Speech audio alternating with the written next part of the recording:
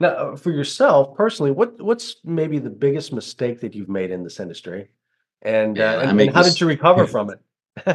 I make mistakes every day. Finding I actually had to think about this a little bit because I'm going, what's the biggest mistake I made? Yeah.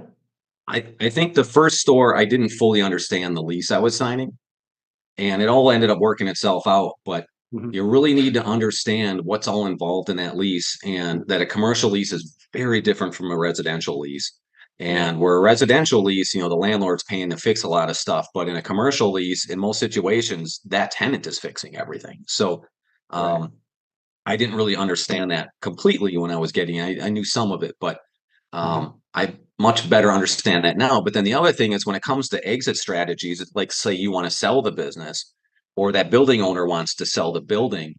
Um, where does that leave you? So it's you need to understand all those things so that if you do want to sell your business, can you get out of the lease? Can you Right. transfer that lease to the next owner? And are you still responsible for that lease if that new owner doesn't, go through with everything? So there's all this language in there that you need to Right. have a good attorney, a real estate attorney that can read that stuff Mhm. and interpret it for you. Because I mean, I had a relative who's actually a very smart person who walked me through a lot of the language, and I did hire an attorney at some point, Mhm. but he ended up quitting on me. So we Mhm. tried, but then you're running up against deadlines, and I signed a Right. lease. It ended up being okay, but Mhm. um, there were lots of little things in there.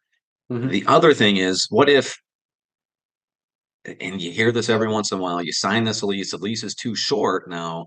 And let's say you got a new building owner, and all of a sudden that guy wants to own a laundromat one day. Well, he might not renew your lease. So you need to really protect yourself.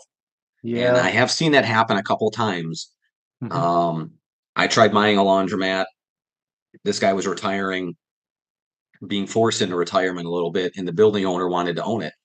And the, Mhm. the building owner didn't understand how to run it. He ended up running it into the ground, and it's completely out of business now. But that guy lost his lease. He just didn't get it renewed. So, Yeah. Right. but you need to know all those things and make sure that you're well protected because equipment's expensive, Mhm. infrastructure's expensive, and Mhm. it's not easy to move. It's not like moving, Uh, any other type of retail store. So, right. yeah. So the Right. lease, that was my biggest mistake. The biggest thing. Yeah.